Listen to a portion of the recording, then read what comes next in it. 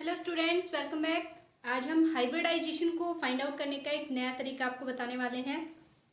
Formula method बोला जाता है इसे। ओके, हाइब्रिडाइजेशन को देखिए, आपको जो एटॉमिक ऑर्बिटल्स होते हैं हाइब्रिड ऑर्बिटल्स में कन्वर्ट करके उन्हें तब भी हाइब्रिडाइजेशन फाइंड आउट कर सकते हैं।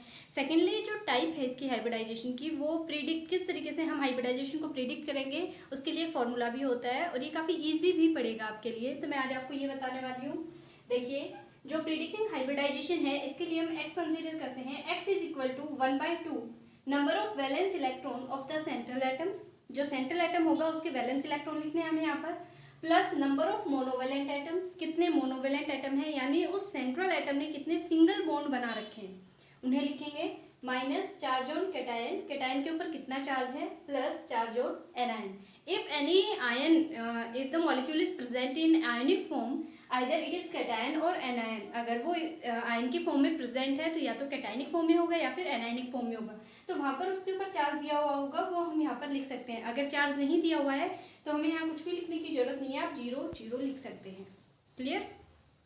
अब दो चीजें हमें चाहिए यहाँ पर। सबसे इंपॉर्टेंट क्या है, वैलेंस इलेक्ट्रॉन चाहिए सेंट्रल एटम के, और दूसरा कितने सिंगल बॉन्ड बना रखे हैं। एक बात का हमेशा ध्यान रखें, हाइब्रिडाइजेशन के अंदर हमेशा जो सिंगल बॉन्ड होता है, जो सिग्मा बॉन्ड होता है, वो ही पार्टिसिपेट करता है। पाई बॉन्ड कभी भी हाइब्रिडाइजेशन के अंदर पार्टिसिपेट नहीं करेगा, इस बात का ध्यान रखें आप। नंबर ऑफ सिग्मा बॉन्ड जितने होंगे वो हाइब्रिडाइजेशन को डिफाइन करवाएंगे, पाई बॉन्ड हाइब्रिडाइजेशन से कोई लेना देना नहीं होगा उसका। तो देखिए यहाँ पर फॉर्मूला को और अगर शॉर्टिफाई करना चाहें तो आप इस तरीके से लिख सकते हैं। S is equal to 1/2 valence electron plus monovalent atom minus charge on cation plus charge on anion. ये एक बार में याद नहीं होगा, आप करेंगे, सॉल्व करके देखेंगे तब हो जाएगा। If any case, if the value of x is equal to 2, that means the hybridization is sp। If the value of x is 3, hybridization is sp2। अगर वैल्यू 4 आती है तो sp3, 5 आती है तो sp3d, 6 आती है तो sp3d2 और 7 आती है तो sp3d3। आपको कुछ नहीं करना, देखो यहाँ पर 2 लिखा हुआ है तो 2 ऑर्बिटल पार्टिसिपेट करेंगे, पहला s और दूसरा p। s होना कंपल्सरी है, s और p। 3 है तो 2 p के 1 s का, 3 हो गए। 4 है तो 3 p के और 1 s का। 3 से ज्यादा p के ऑर्बिटल पार्टिसिपेट नहीं करवा सकते, 3 पूरे होते ही d स्टार्ट हो जाएगा। 5 है तो sp3d, 1 s का, 1 d का और 3 p के, 5 हो गए टोटल। तो इस तरीके से चलता है और sp3d3 तक ही हम हाइब्रिडाइजेशन देखते हैं, इससे आगे नहीं देखेंगे।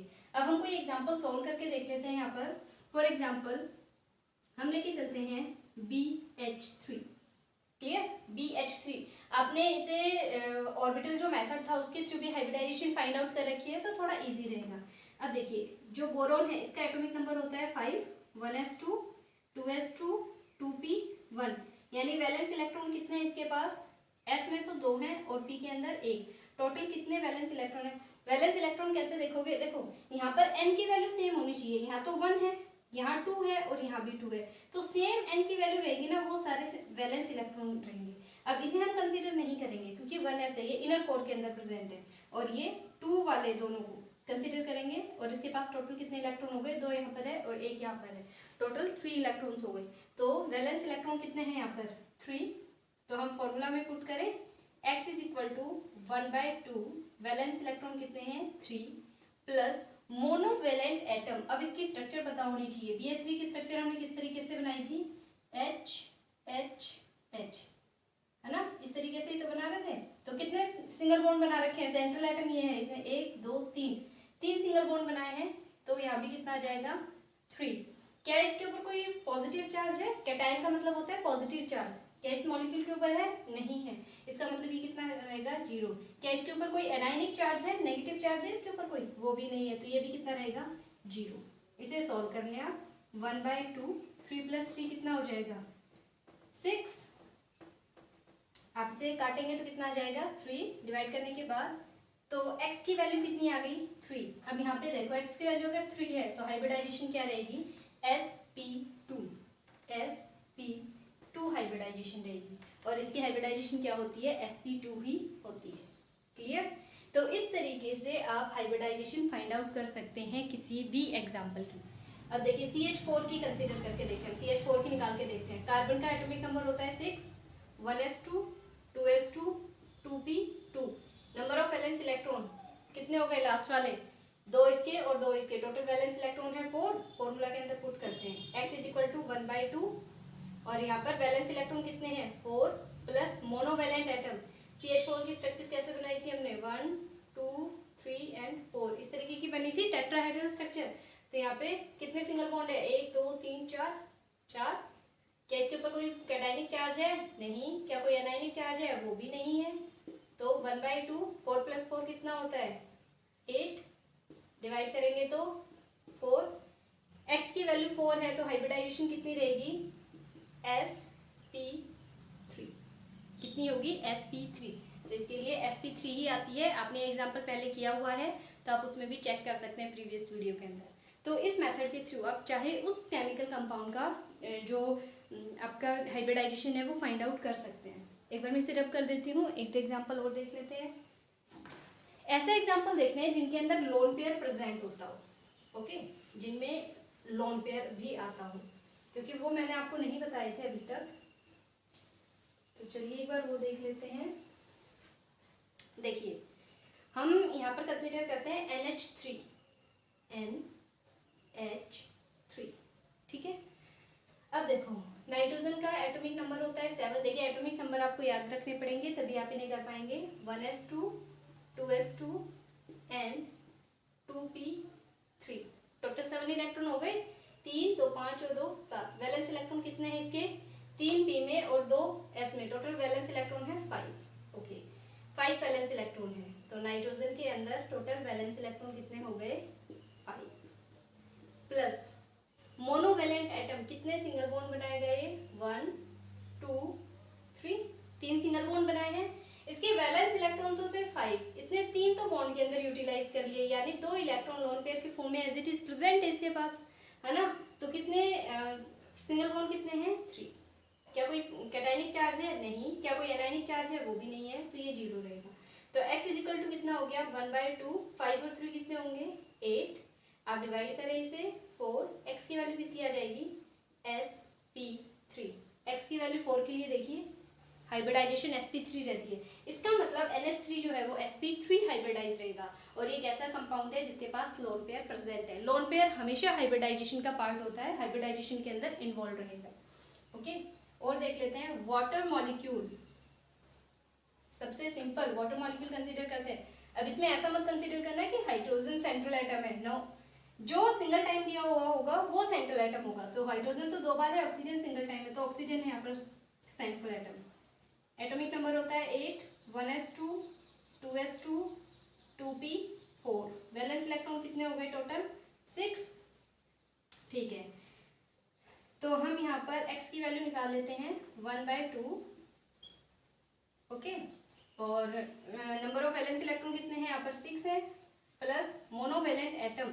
अब इसकी स्ट्रक्चर पता होनी चाहिए, ऑक्सीजन और इसके साथ 2 हाइड्रोजन इस तरीके से अटैच रहते हैं और 2 लोन पेयर भी प्रेजेंट रहते हैं, क्योंकि टोटल वैलेंस इलेक्ट्रॉन है 6 इसके पास। 2 तो बॉन्डिंग के अंदर यूज में आ गए, 4 और बच गए, 2 यहाँ प्रेजेंट है 2 यहाँ प्रेजेंट है, टोटल 6 हो गए। तो 6 valence electron plus monovalent atom कितने हैं जिसने सिंगल बॉन्ड बना रखा है ऑक्सीजन के साथ 2 हैं। क्या कोई कैटायनिक चार्ज है नहीं। क्या कोई एनायनिक चार्ज है वो भी नहीं है, तो 0।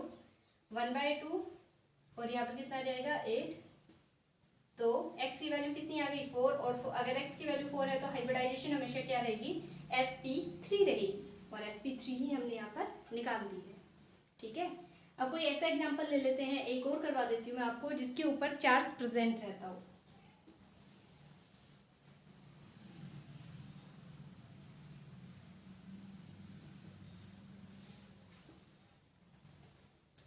ठीक है हम लेके चलते हैं यहाँ पर NH4 positive. NH4 positive consider करते हैं।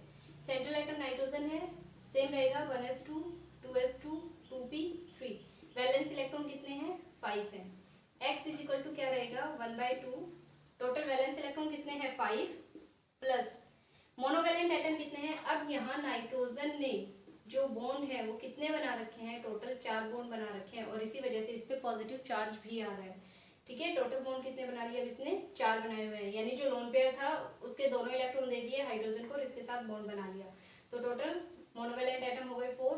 क्या इसके ऊपर कोई कैटायनिक चार्ज है, ऑब्वियसली प्लस का चार्ज है। कैटायन का मतलब होता है प्लस का चार्ज कितना है तो 1 है। ओके, क्या इसके ऊपर कोई नेगेटिव चार्ज है? नहीं है। 1/2। अब देखो कितना बच गया यहाँ पर, अगेन 4 में से 1 जाएगा तो 3, 5 और 3 कितने हो जाएंगे? 8। मैं डायरेक्ट लिख देती हूँ यहाँ पर 8। 4 आ गया, अगेन 4, तो हाइब्रिडाइजेशन क्या रहेगी? sp3 again.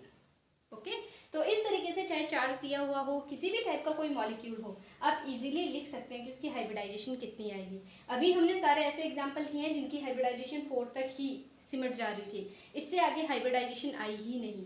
तो हम एक एग्जाम्पल और करके देख लेते हैं जिसके अंदर हाइब्रिडाइजेशन है वो डी के अंदर भी जा रही हो। तो हम एग्जाम्पल लेंगे यहाँ पर PCl5 का। क्लियर? फॉस्फोरस एटॉमिक नंबर होता है 15 एटॉमिक नंबर है। इलेक्ट्रॉनिक कॉन्फ़िगरेशन नाइट्रोजन फैमिली वाला ही रहता है आउटरमोस्ट इसका, 1s2 2s2 2p6 3s2 और 3p3। टोटल इलेक्ट्रॉन आप काउंट करेंगे तो कितने हो चुके हैं यहाँ पर? 15 हो चुके हैं। और यहाँ पर वैलेंस इलेक्ट्रॉन n की वैल्यू सेम वाले लेने हैं हमें लास्ट के, तो इसमें 3 3 है, या तो 2 आ गया तो ये अब इंक्लूडेड नहीं रहेंगे, सिर्फ ये वाले इंक्लूडेड रहेंगे। तो टोटल वैलेंस है जो इलेक्ट्रॉन्स है सेंट्रल एटम के पास वो कितने हैं? 5। फॉर्मूला अप्लाई करें आप, x is equal to 1/2, valence electron है 5 प्लस मोनोवैलेंट एटम कितने हैं? इसने 5 क्लोरीन जो है इसके साथ बॉन्ड बनाया हुआ है। इसकी स्ट्रक्चर मैंने आपको बताई भी थी, इस तरीके से बनती है ट्राइगोनल बाइपिरामिडल, इसे TBP के नाम से भी जाना जाता है। ओके, तो टोटल कितने सिंगल जो बॉन्ड है वो बना रखे हैं इसने? टोटल 5 ही बना रखे हैं। क्या इसके ऊपर कोई कैटायनिक चार्ज है? नहीं है। क्या कोई एनायनिक चार्ज है? वो भी नहीं है। तो कितना हो गया? 1/2 इंटू में 5 प्लस 5 कितने होते हैं? 10। तो कितना आ जाएगा यहाँ पे? 5 आते ही देखिए यहाँ पर हाइब्रिडाइजेशन कितनी आएगी? sp3d। ओके भाई 5 आ गया यहाँ पर, एक S का, 3 P के और 1 D का, टोटल कितना हो गया? 5 हो गया ना। तो इसलिए हम 5 को sp3d के इक्वल लिख रहे हैं। क्लियर? तो ये सारे एग्जांपल्स जो है आप चाहें उतने एग्जांपल सॉल्व करके देख सकते हैं। आप मुझे फाइंड आउट करके बताएंगे जो हाइब्रिडाइजेशन है आपको जो यहाँ पर फाइंड आउट करनी है वो आप मुझे बताने वाले हैं BeF2 फर्स्ट, सेकेंड आप बताएंगे मुझे IF7 SF6। ये 3 एग्जाम्पल हैं, 1 2 एंड 3। आप मुझे कमेंट सेक्शन के अंदर कमेंट करके बताएं, फिर नोटबुक के अंदर ये सॉल्व कंडीशन में जरूर हो। बहुत इंपॉर्टेंट टॉपिक है और सबसे इजीएस्ट मेथड है ये फॉर्मूले के थ्रू हाइब्रिडाइजेशन को फाइंड आउट करना, चाहे कैसा भी कंपाउंड हो। कई बार हम कंफ्यूज हो जाते हैं कि लोन पेयर को काउंट करें ना करें, या फिर जो ऑर्बिटल डायग्राम होता है वो बना के, बहुत सारे बच्चे जो है उन्हें बेसिकली वो बहुत अच्छा लगता है मेथड और वो कर भी लेते हैं, लेकिन सारे 100% नहीं कर पाते। बहुत टाइम तक अगर आप इसे रिवाइज नहीं करते तो भूल जाते हैं। फॉर्मूले की हेल्प से आप ज़्यादा इजीली इनफैक्ट अपने आंसर को क्रॉस चेक भी कर सकते हैं। तो I think this is the better one. आप ट्राई करें इसको, प्रॉब्लम हो तो पूछ सकते हैं।